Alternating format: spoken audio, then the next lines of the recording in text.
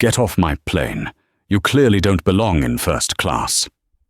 Those were the last words Patricia, the senior flight attendant, thought she'd ever say to the quiet teenager in seat 2A. She thought she was protecting the comfort of her elite passengers.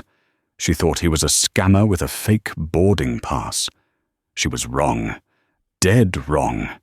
Because that teenager wasn't just a random kid in a hoodie. He was the son of the man who owned the very fuel keeping that plane in the air. 5 minutes after she kicked him onto the jet bridge, a call came through to the cockpit that froze the pilot's blood. The engines cut, the doors locked, and the karma that was about to hit Patricia wasn't just hard, it was terminal. This is the story of how one mistake cost an airline millions.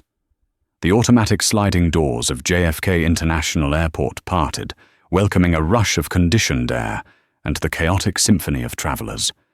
Elijah Bennett, 19 years old and dressed in a slightly oversized charcoal hoodie, faded jeans, and a pair of limited edition retro sneakers, adjusted his backpack.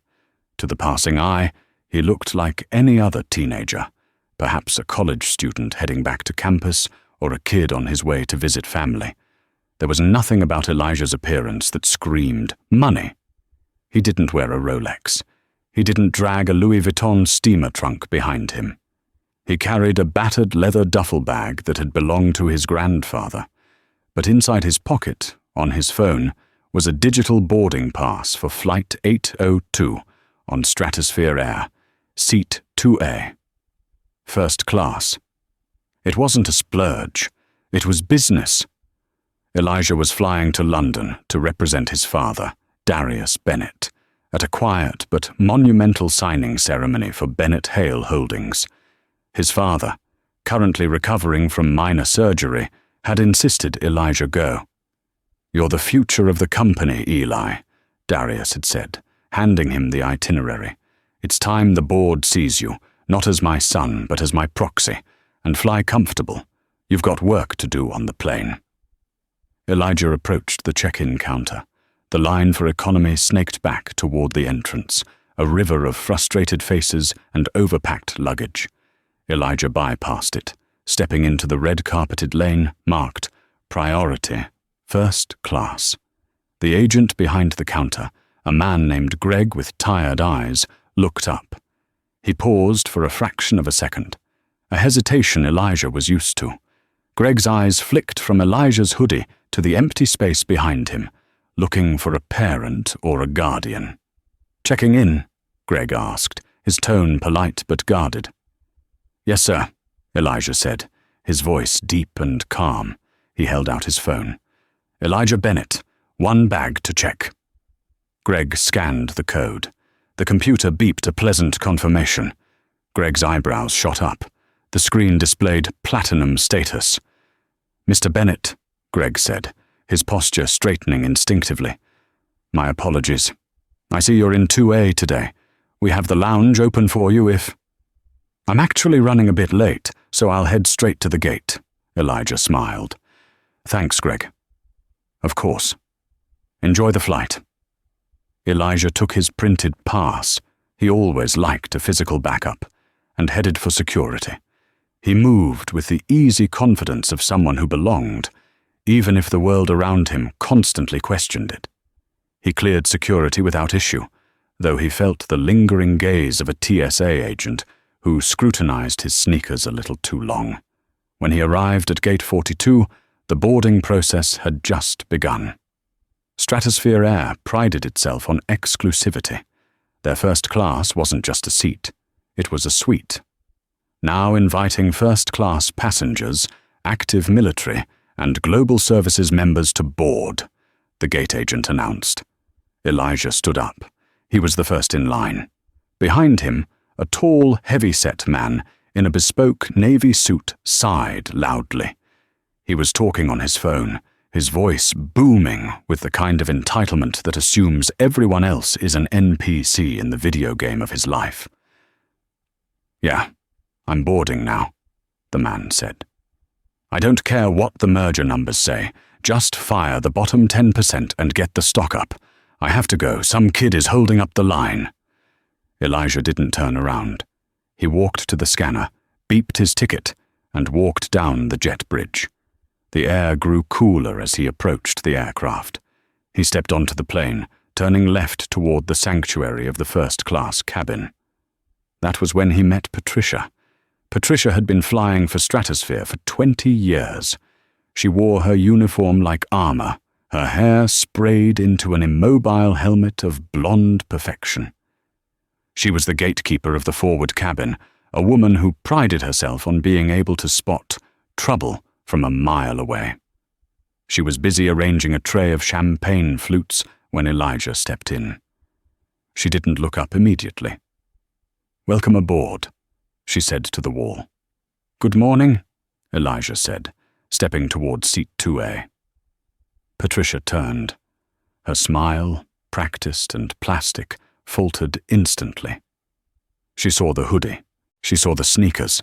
She saw the skin color. Her eyes darted to the empty aisle behind him. "Excuse me," she said, her voice dropping an octave, losing all its warmth. "Sir, you're in the wrong section. Economy boarding is through the galley and to the right." Elijah stopped. He had expected this sadly. It happened about 30% of the time he flew alone. "I'm in 2A, Elijah said softly, holding up his boarding pass. "Right here." Patricia didn't take the pass. She didn't even look at it. She looked at him. "Let me see that." She snatched the paper from his hand, her nails digging slightly into the cardstock. She squinted at it, as if trying to decode a forgery. "Bennett," she read, her tone skeptical. "You're Elijah Bennett?" "Yes, ma'am." "And how exactly did you get this ticket?" She looked him up and down. "Employee standby? Did a family member give you a buddy pass?" "I purchased it," Elijah said, his patience holding by a thread. "Can I sit down? I have some work to do before we take off." Patricia scoffed, a short, sharp sound. "Purchased it? Right. Look, sweetie, if you're trying to pull a prank for TikTok or whatever, this isn't the airline. We have paying customers coming on board." "I am a paying customer," Elijah said, his voice hardening just a fraction. Behind Elijah, the man from the gate, the one in the navy suit, stepped onto the plane. He stopped, nearly bumping into Elijah. "What's the hold-up?" the man barked. "I've got a scotch with my name on it." Patricia's face transformed instantly. The suspicion vanished, replaced by a fawning, desperate subservience. "Oh, Mr. Sterling, welcome back. So good to see you again. I apologize for the delay. We just have a slight confusion with the seating chart." Mr. Sterling looked at Elijah like he was a stain on a silk shirt. "Confusion? He's clearly lost. Point him to the back so I can get to 2B. "Actually," Elijah said, turning to face Sterling, "I'm in 2A. You're sitting next to me." Sterling let out a loud, incredulous laugh. "Next to you? I don't think so. Patricia, deal with this. I didn't pay $12,000 to sit next to a teenager in a hoodie who looks like he's casing the joint." The air in the cabin shifted. It went from awkward to hostile in a heartbeat. Elijah felt the heat rising in his neck, but he remembered his father's advice. Never let them see you bleed. Silence is louder than shouting. "I'm sitting down," Elijah said. He moved past Patricia and placed his bag in the overhead bin. "Don't you dare!" Patricia snapped. She stepped in front of him, blocking the seat. "You are not sitting there until I verify this. I'm calling the gate agent. You need to wait in the galley." "I'm not waiting in the galley," Elijah said, standing his ground. "I have a valid ticket. You are harassing me." "Harassing you?" Mr. Sterling laughed again, squeezing past them to settle his large frame into seat 2B. He opened a newspaper, snapping it loud. "She's doing her job, kid, keeping the riffraff out. Go find your seat in row 40. "Patricia," Elijah said, reading her name tag intentionally. "If you check your manifest, You will see my name. If you scan my ticket, it will turn green. If you continue to block me, you're going to have a problem." Patricia's eyes narrowed. She leaned in close, her voice a venomous whisper. "Don't you threaten me. I can have the air marshals haul you off this plane for aggression. Now stand in the galley. Last warning." Elijah looked at seat 2A, the wide leather armchair, the soft blanket folded neatly. Then he looked at Mr. Sterling, who was watching with a smirk. Elijah stepped back. He moved to the galley area near the cockpit door. "Fine. Check the manifest." He knew he had won. He knew once she looked at the iPad, she would see Bennett, Elijah, full fare, VIP. He waited for the apology. He waited for the groveling. But that's not what happened. Patricia marched to the flight attendant station and picked up the phone, but she didn't call the gate to verify the ticket. She called the captain. "Captain, we have a situation in first," she said, her voice trembling with feigned distress. "I have a passenger who is refusing instructions, becoming aggressive, and I suspect he's using a fraudulent boarding pass. He's disturbing Mr. Sterling and making the cabin unsafe." Elijah stood 3 feet away, his jaw dropped. "I am standing right here," he said. "I haven't done anything." Patricia ignored him. She nodded at the phone. "Yes, Captain. He's hostile. I think we need him removed before we push back. I don't feel safe closing the doors." She hung up and turned to Elijah with a look of triumph. "Captain says you're off."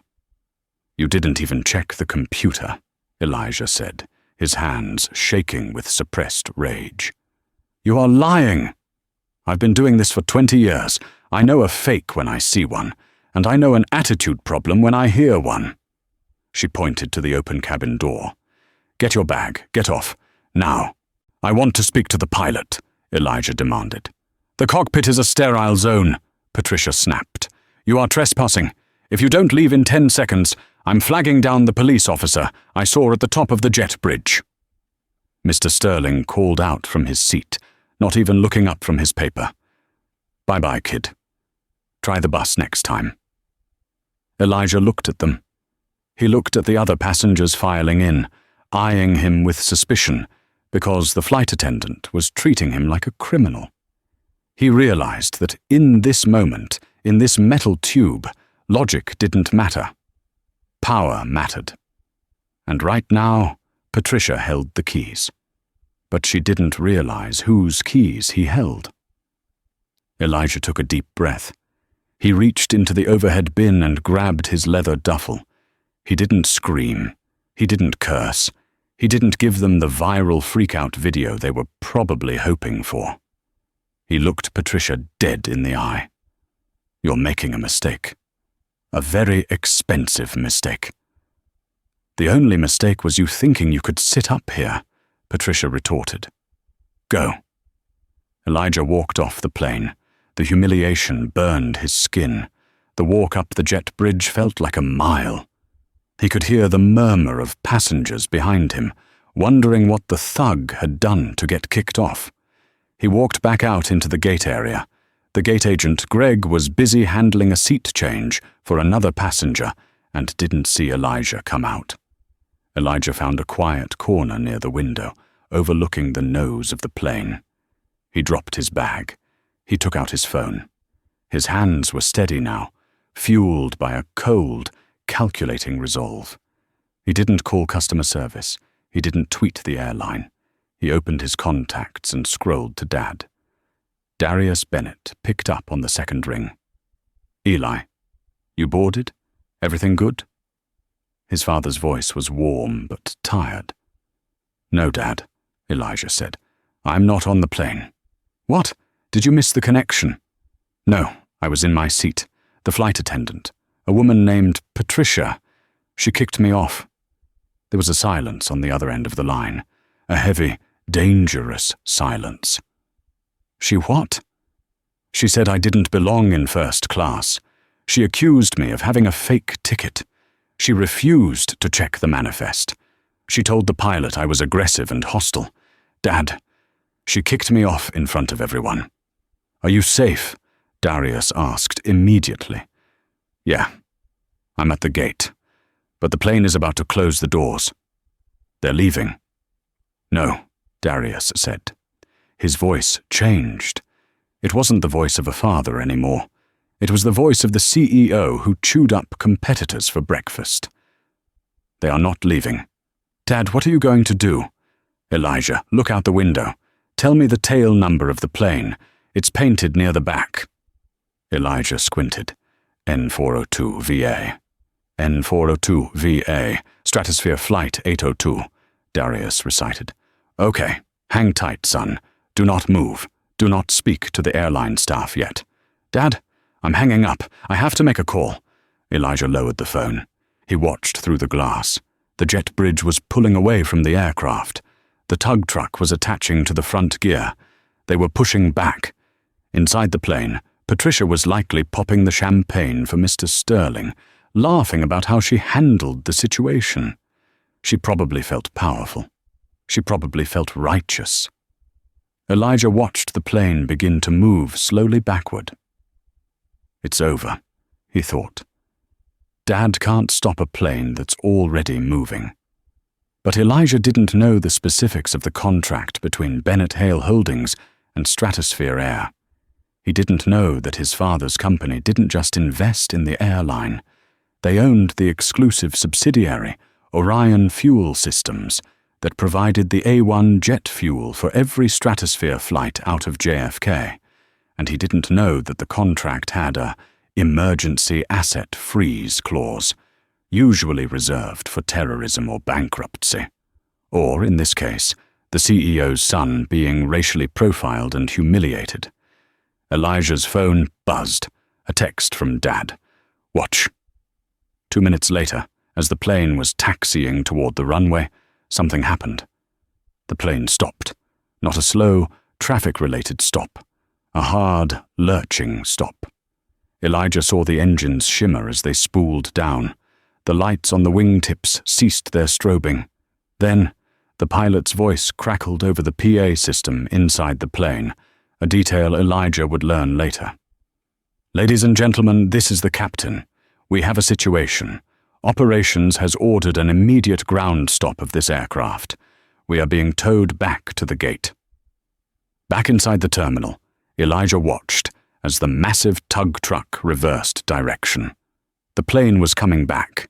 The door to the jet bridge opened. Greg, the gate agent, looked confused. His radio was blaring chaos. Gate 42. Gate 42.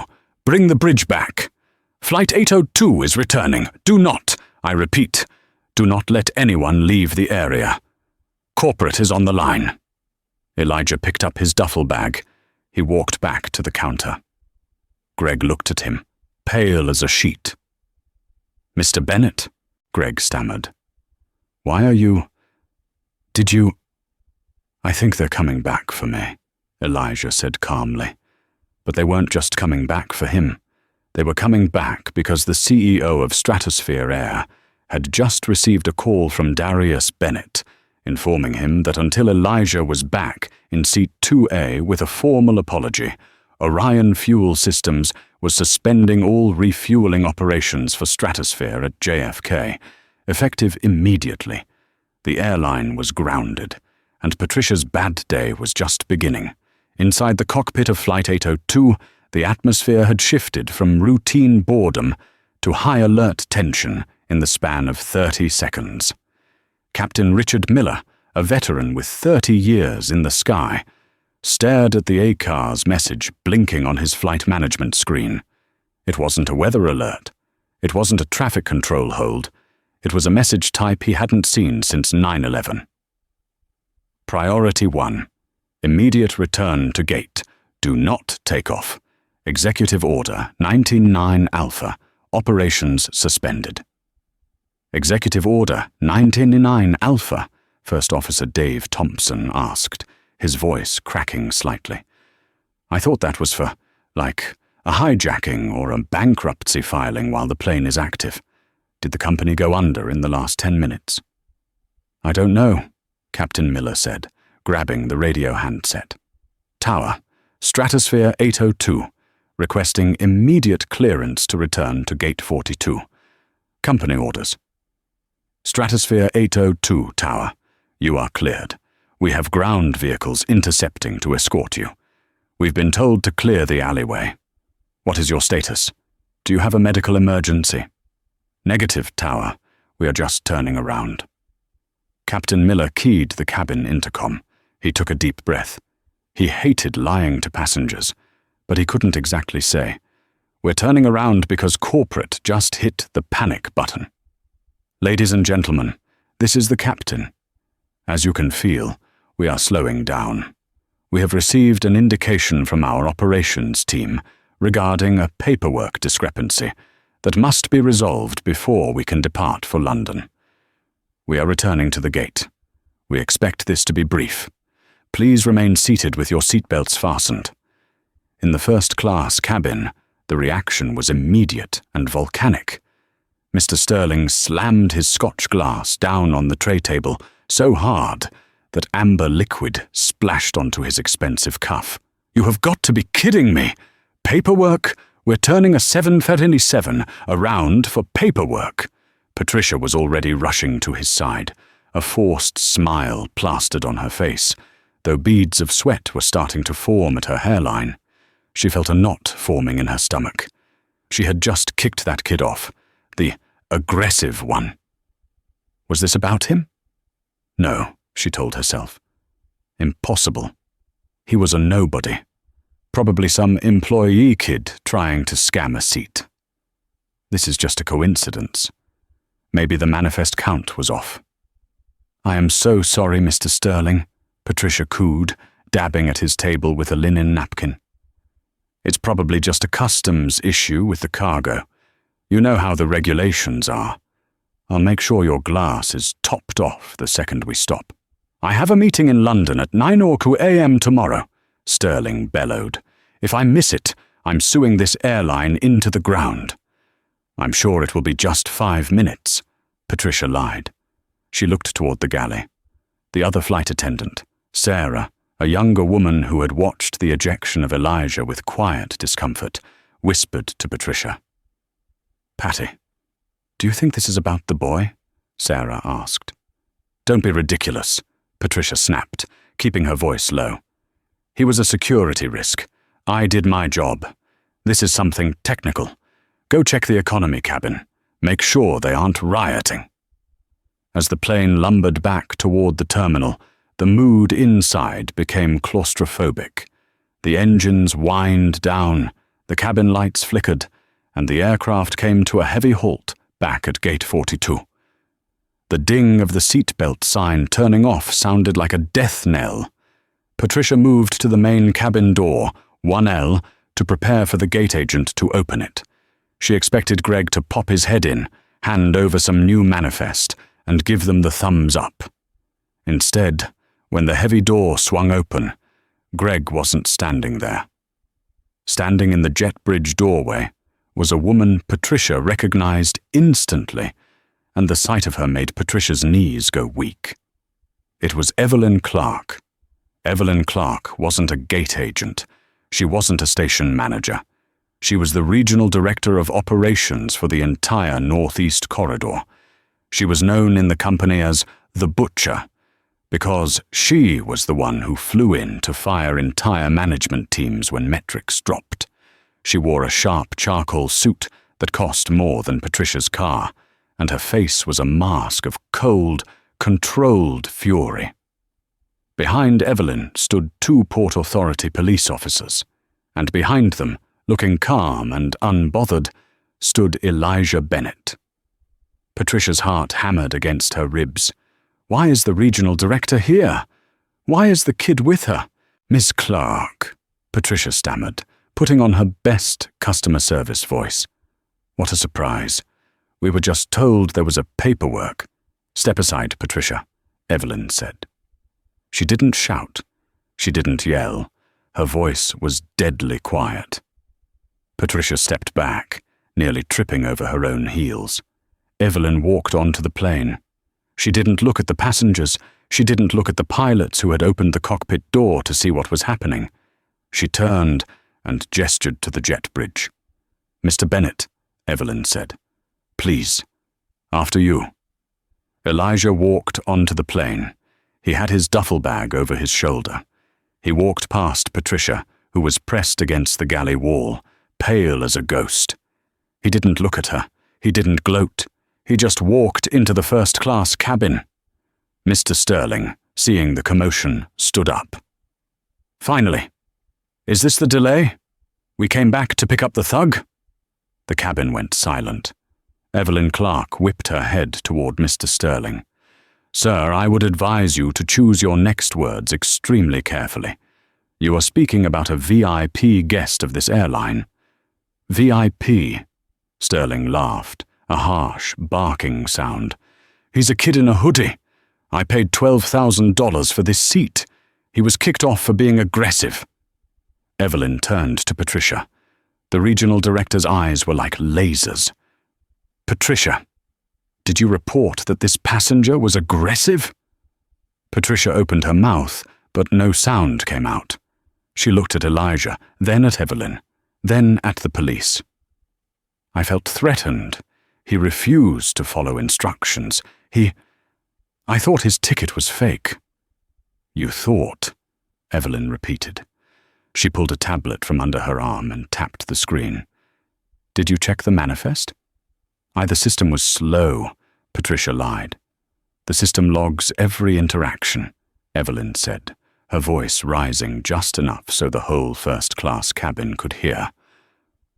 "The logs show you accessed the manifest after you called the captain to have him removed. You didn't check it before.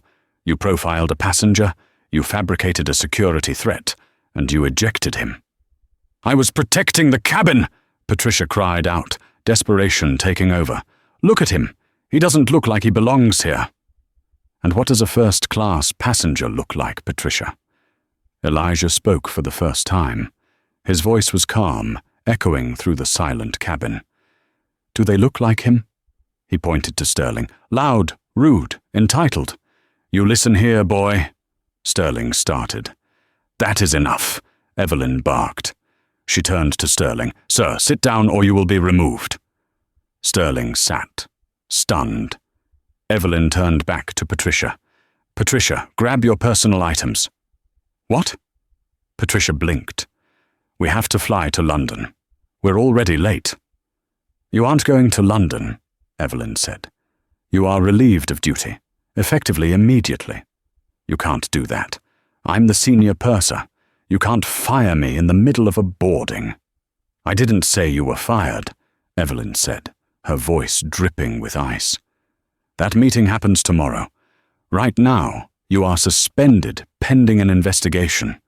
But considering you just caused the owner of Orion Fuel Systems to freeze our assets, I wouldn't count on keeping your pension." Patricia froze. The blood drained from her face so fast she looked like she might faint. "Orion Fuel?" "Mr. Bennett," Evelyn gestured to Elijah, "is the son of Darius Bennett. You know, the man who supplies the gas for this plane. The man who just called our CEO and grounded our entire fleet at JFK until his son was reseated." The gasp that went through the cabin was audible. Mr. Sterling's jaw actually dropped. Patricia looked at Elijah. "The hoodie kid. The scammer." "I didn't know," she whispered. "That," Evelyn said, "is exactly the problem. You treated him like garbage because you didn't know who he was. If he had been wearing a suit, you would have offered him champagne. Get off the plane, Patricia." "But how will you fly?" Patricia argued weakly. "You need a full crew count. You can't fly without a senior purser." "We are aware," Evelyn said. She turned toward the jet bridge. "Helen, you're up." A new flight attendant, fully in uniform, walked onto the plane. Helen was a legend at the airline, a woman who had retired 6 months ago, but lived 10 minutes from JFK. They had called her out of retirement 15 minutes ago with a bonus check that could buy a car. Helen smiled at Elijah. "Mr. Bennett, Welcome back. Can I take your coat? Patricia stood there, stripped of her authority, stripped of her dignity, in front of the passengers she had tried so hard to impress. Escort her off, Evelyn signalled to the police. This is ridiculous, Patricia screamed as the officers stepped forward. I have seniority. I have a union. You can't do this to me over one mistake. It wasn't a mistake, Patricia, Elijah said, as she was led past him. It was a choice. Patricia was guided off the plane, her protests echoing down the jet bridge. Elijah turned to seat 2A. He looked at Mr. Sterling in 2B. Sterling was staring at his newspaper, pretending to read, but his hands were shaking. He wouldn't make eye contact. Elijah sat down. He buckled his seatbelt. Evelyn Clark leaned in. Mr. Bennett, on behalf of Stratosphere Air, I cannot apologize enough. Your father has been notified that you are back on board. We have credited your account with 500,000 miles, and we will be handling the personnel issue aggressively. Thank you, Miss Clark, Elijah said. Just tell the pilot to fly fast. I have a meeting. Evelyn nodded and exited the aircraft. The door closed. The plane pushed back again. But the drama wasn't over. Because while Patricia was gone, Elijah was now stuck in a metal tube for 7 hours next to Mr. Sterling, the man who had cheered for his removal. And Mr. Sterling was about to learn that Elijah Bennett wasn't just his father's son.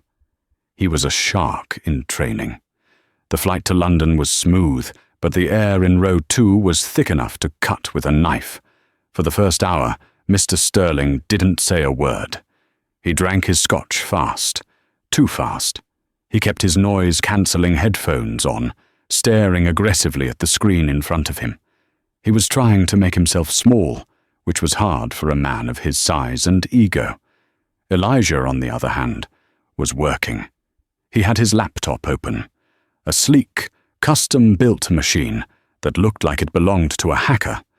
He was reviewing the merger documents for Bennett Hale. Helen, the replacement flight attendant, was doting on Elijah. Another warm cookie, Mr. Bennett. No, thank you, Helen. I'm good. Mr. Sterling? Helen asked, her tone noticeably cooler. Just bring me another drink, Sterling grunted. Elijah stopped typing. He took a sip of water and turned his head slowly to the right. You know, Elijah said, his voice conversational. Drinking that much at altitude dehydrates you. Might make you foggy for your meeting tomorrow. Sterling stiffened. He slowly pulled one ear cup of his headphones back. Excuse me? Your meeting, Elijah said. You mentioned you were firing the bottom 10% to get the stock up. Sounds intense.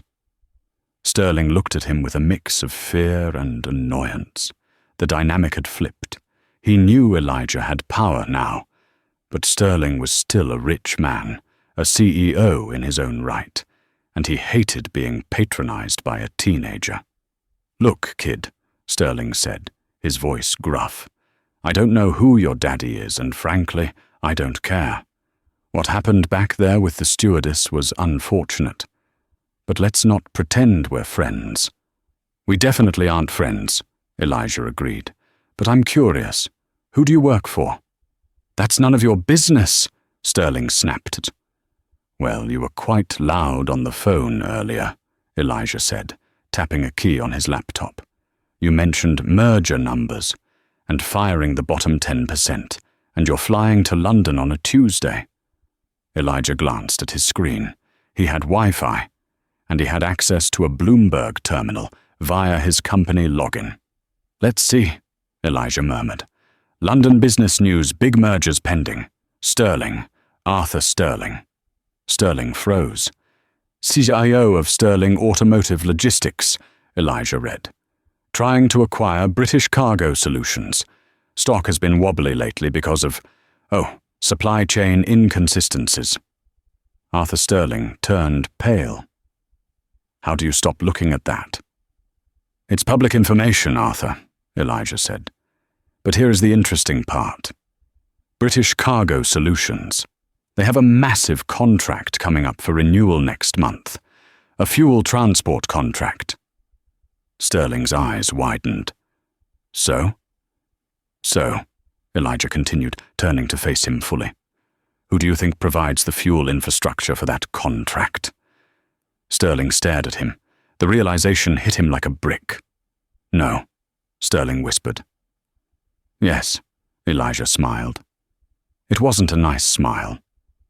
Bennett Hale Holdings owns the distribution rights for the ports in Dover. If you buy British cargo, you're going to need to negotiate with us to move your trucks. Sterling set his drink down. His hand was trembling.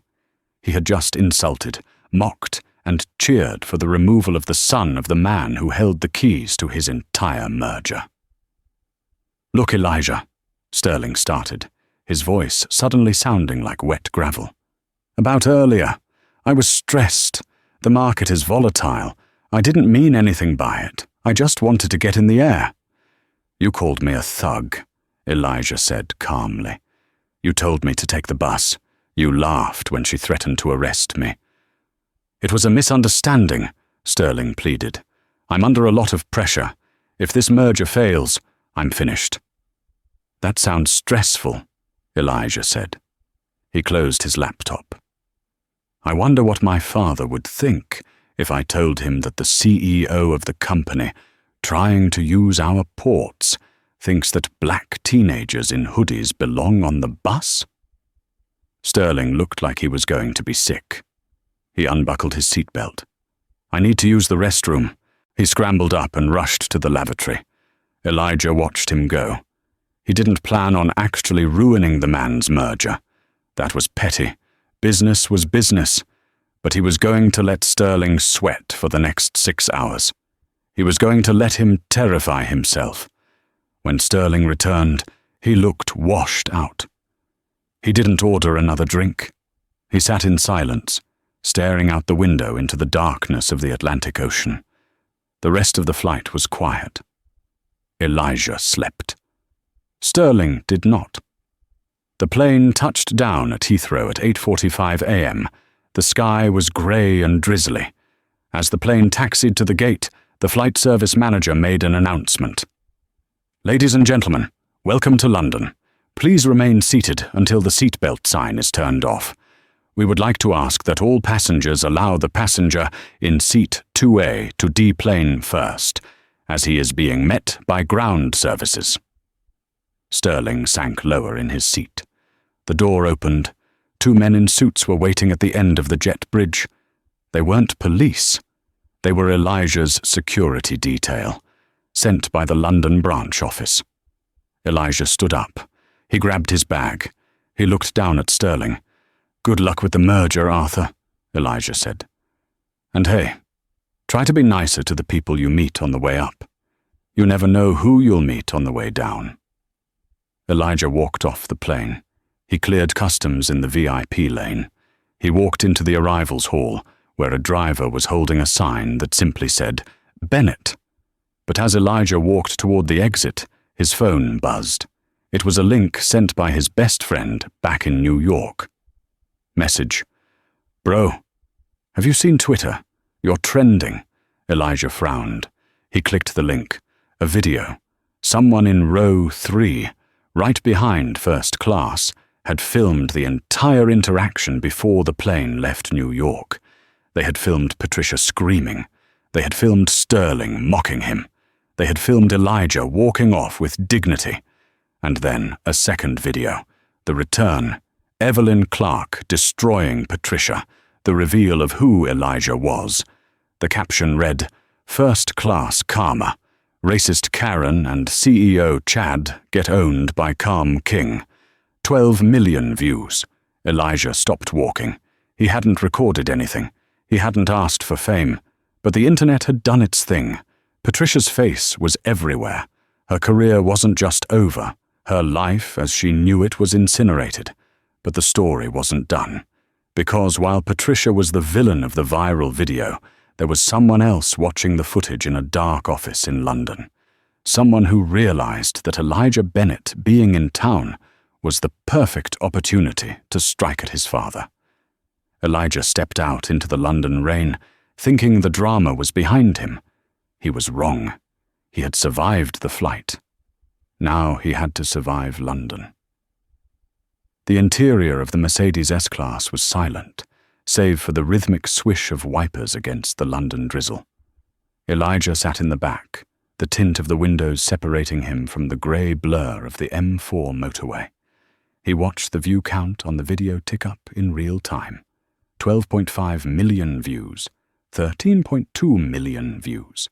The hashtag Boycott Stratosphere was trending #1 globally, but right below it, trending at #3, was Sterling is trash.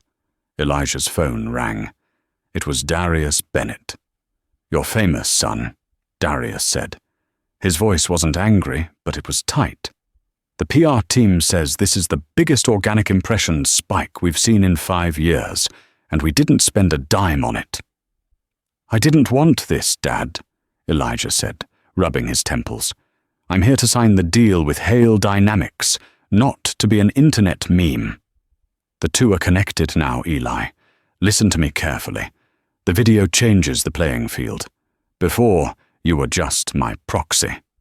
Now, you're a symbol. The board at Hale, specifically Julian Hale, is going to try to use this against you. How? I'm the victim in the video.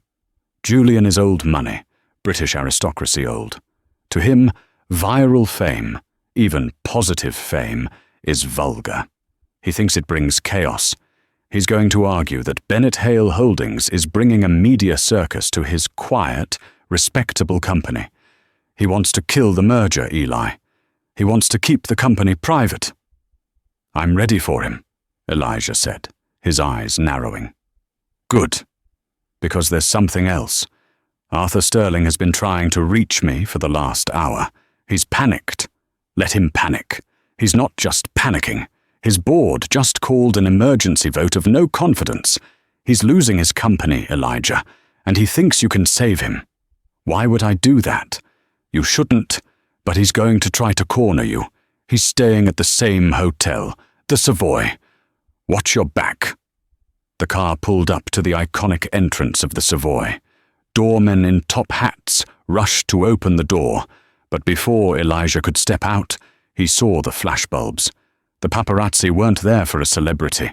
They were there for him. The video had leaked his destination. "Mr. Bennett, Mr. Bennett, is it true you're suing Stratosphere for 10 million? Elijah, what do you have to say to Arthur Sterling?" Security pushed the photographers back. Elijah kept his head down, moving swiftly through the revolving doors into the golden warmth of the lobby. He just wanted a shower and a coffee. But as he crossed the marble floor toward the elevators, a figure emerged from the tea room. It was Arthur Sterling. But it wasn't the Arthur Sterling from Seat 2B. That man had been arrogant, expansive, taking up space. This man looked like he had aged 10 years in 10 hours. His tie was loosened. His eyes were bloodshot. He was holding a phone that wouldn't stop vibrating. "Elijah!" Sterling called out, his voice cracking. He rushed forward, ignoring the surprised looks of the high tea guests. Elijah stopped. His security detail stepped in, blocking Sterling's path. "Let him through," Elijah said softly. Sterling stopped 3 feet away. He looked desperate. "Elijah, please. You have to put out a statement." "A statement?" Elijah asked, his face unreadable. "The video. It's destroying me. My stock is down 12% since we landed. My board is convening. They're talking about a morality clause breach. You have to tell them we're good. Tell them I apologized on the plane. Please. I'll donate to a charity of your choice. I'll do anything." Elijah looked at the man. He remembered the way Sterling had laughed when Patricia threatened to arrest him. He remembered the thug comment. "You want me to lie?" Elijah asked. "It's not a lie. I did apologize." "You apologized because I knew who you were," Elijah corrected him. "You didn't apologize to the kid in the hoodie." You apologized to the Bennett heir. Does it matter? Sterling hissed, sweat beading on his forehead. I'm going to lose everything. My reputation, my merger, my legacy. Elijah took a step closer. The lobby went quiet. People were watching. Some were filming with their phones. Mr. Sterling, Elijah said, his voice calm and carrying. You told me to take the bus. You treated me like I was beneath you because of how I looked. And now you want me to use my reputation to save yours. I made a mistake. No, Elijah said. Patricia made a mistake. You made a choice. You enjoyed it. And now the market is making a choice about you. Elijah turned to his security guard. I'm going to my room. Elijah, you can't leave me like this, Sterling screamed, his dignity completely gone. Elijah didn't look back. He walked to the elevator. As the doors closed, he saw Sterling being restrained by hotel security for causing a scene. The karma hadn't just hit, it had crushed him. But Elijah couldn't celebrate. He had a bigger shark to fight. The next morning, the conference room at the top of the Shard offered a panoramic view of London, but nobody was looking out the windows. The room was cold, sleek, and silent. On one side of the mahogany table sat the executives of Hale Dynamics, the British logistics giant. They were older men, dressed in Savile Row suits, looking at Elijah with a mixture of curiosity and disdain. At the head of the table sat Julian Hale. Julian was 45, sharp-featured, with eyes like flint. He was the majority shareholder's brother and the current acting CEO. He had been fighting the merger with Bennett Hale for months, preferring to keep the company under strictly British control. Elijah walked in, flanked by two of his father's lawyers. He wore a tailored black suit today, no hoodie in sight. He looked every inch the young executive. Gentlemen, Elijah said, placing his leather folio on the table. Mr. Bennett, Julian Hale said, not standing up to shake hands. He gestured to a chair. We were just discussing your flight over.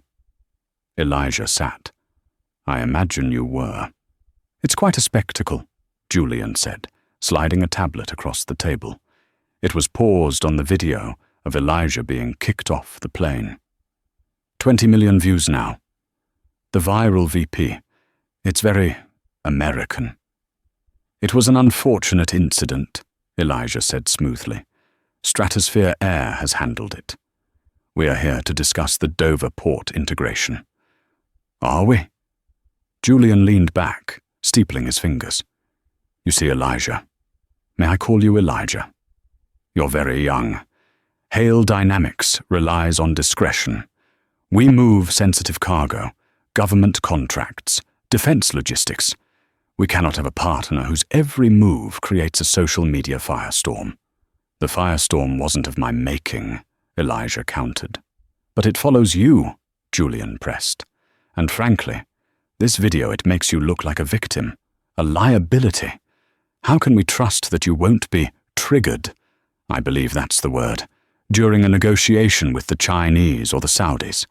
If someone disrespects you, will you tweet about it? It was a trap. Julian was trying to goad him. He was using the racist incident to paint Elijah as emotional and unstable. The other board members murmured. They were nodding. Julian was winning them over. Elijah felt the heat rise in his chest. He wanted to snap. He wanted to tell Julian that he owned Stratosphere Air now, practically. But that's what a child would do. Elijah took a slow breath. He opened his folio. He pulled out a single sheet of paper. Julian, I appreciate your concern for the brand's reputation, Elijah said, his voice dropping to a register that commanded absolute silence. But you seem to be confused about why I'm here. I know why you're here. To sign a deal your father negotiated. No, Elijah said. I'm here to save you from bankruptcy. The room went dead silent. Julian's smug smile faltered. "Excuse me?" "I did some reading on the plane," Elijah said. "In between being harassed, I accessed the real-time ledgers of hail dynamics through the preliminary due diligence portal. You didn't think I'd look at the metadata, did you?" Elijah slid the paper across the table. "You're hiding a £300 million deficit in your pension fund," Elijah stated clearly. "You've been borrowing against the company's future to prop up the stock price so you could sell your personal shares before the merger. That's fraud, Julian." Julian's face turned an ugly shade of grey. "That is preposterous. That is privileged information." "It's facts," Elijah said. "My father sent me here to sign a partnership, but after seeing this, I'm not signing a partnership." Elijah stood up. He buttoned his jacket. "I'm initiating a hostile takeover," Elijah declared. "We already own 40% of the voting shares.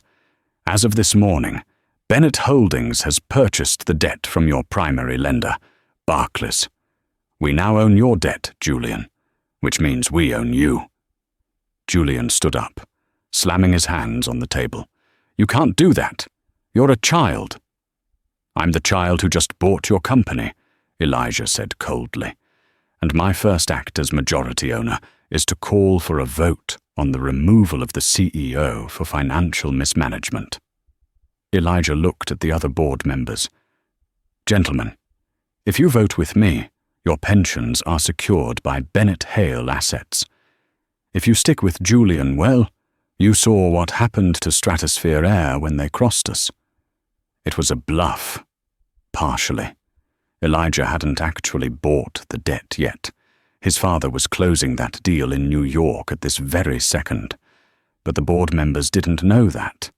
They only knew that this kid had destroyed an airline and a billionaire in less than 24 hours. They were terrified of him. One by one, the board members looked at Julian, then at Elijah. The man to Julian's right, the CFO, slowly raised his hand. "I second the motion for a vote." Julian looked around the room, wide-eyed. "You're joking. You're letting him do this?" "The vote carries," Elijah said. "Security will escort you out, Julian. I believe you know the way." Julian Hale, the aristocrat who thought he could bully the viral kid, was left standing alone as his own board turned on him. Elijah walked to the window. He looked out at the London skyline. His phone buzzed, a text from Dad. "Barclays deal closed. We own the debt." "Good job, son." Elijah smiled. He hadn't just survived the shark tank. He had drained the water.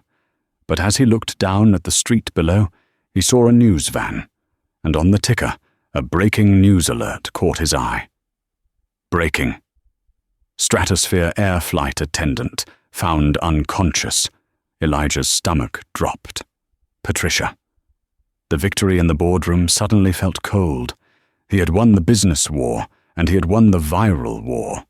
But he hadn't realized that for some people, the pressure of hard karma could break them completely. He turned to his lawyers. "We need to go. Now." "Where?" "The hospital," Elijah said. "I need to see her." "Mr. Bennett, that is a terrible idea," the lawyer advised. "The press will eat you alive. It looks like guilt." "I don't care what it looks like," Elijah said. "This game, it went too far."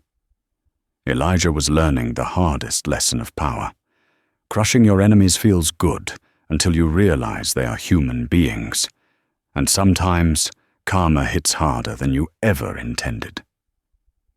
The sterile scent of the hospital corridor was a stark contrast to the boardroom Elijah had just left. He found the cardiac care unit and stopped at the nurse's station. He wasn't wearing his hoodie or his power suit, just a dress shirt with the sleeves rolled up, looking like a young man carrying a heavy burden. Outside room 404, a young woman was crying. It was Chloe, Patricia's daughter. When she saw Elijah, her grief turned to instant rage. "You!" she spat, her voice trembling. "You destroyed her." She worked for that airline for 20 years. Now she's lying there with a heart attack. The world hates her, and we're going to lose our house. Are you happy now, billionaire?" Elijah looked through the glass. Patricia looked small, frail, and hooked up to monitors. The arrogant gatekeeper of first class was gone, replaced by a broken woman crushed by the viral mob Elijah had inadvertently unleashed. "I didn't want a tragedy," Elijah said softly. "I wanted justice." "Well, you got both," Chloe wept. Elijah pulled out his checkbook. He wrote a check that covered the hospital stay and their mortgage for a year. He handed it to the stunned nurse. "Why?" Chloe asked, staring at him in disbelief. "Because my father taught me that true power isn't about how hard you can hit," Elijah said, looking her in the eye. "It's about knowing when to stop hitting. Tell her I said to take the bus. It's safer for her heart." He left the hospital and headed straight to the runway. His work in London was done. As his father's private Gulfstream G650 climbed into the sky, Elijah opened his laptop. The karma train hadn't stopped for everyone. Arthur Sterling hadn't received the same mercy as Patricia. The news broke across the screen. Sterling Automotive CEO arrested. Following the hostile takeover and the exposure of his financial records, the SEC had charged Sterling with massive embezzlement and insider trading. A photo showed the man who had mocked Elijah's net worth being shoved into a police car in handcuffs, shielding his face from the cameras. Elijah closed the laptop. He didn't feel joy, just resolution. Across the aisle, Darius Bennett set down his espresso. "You did good, Eli. You crushed the merger, you exposed the fraud, and you showed mercy to the weak. A king who only executes his enemies is a tyrant. You're ready?" "Ready for what?" "To take the chair," Darius smiled. "I'm stepping down next year. The empire is yours." Elijah looked out the window at the vast Atlantic Ocean. 48 hours ago, he was just a kid in a hoodie being kicked off a plane. Now, he was the heir to a dynasty. He reached into his pocket, pulled out the crumpled boarding pass for seat 2A, and tossed it into the trash bin. He didn't need a ticket anymore. He owned the plane. And that, ladies and gentlemen, is how you handle disrespect. Elijah didn't scream, he didn't fight, and he didn't lower himself to their level. He used intelligence, patience, and the ultimate checkmate to turn a moment of humiliation into a legacy of power. Arthur Sterling lost his freedom. Patricia lost her pride. But Elijah Bennett proved that you never judge a book by its cover, especially when that book owns the library. If you enjoyed this story of massive karma and justice, make sure to smash that like button right now. It really helps the channel grow. And if you want more stories about entitled people getting exactly what they deserve, hit subscribe and ring the notification bell so you never miss an upload. Comment below. Karma never misses if you made it to the end. Thanks for watching, and see you in the next story.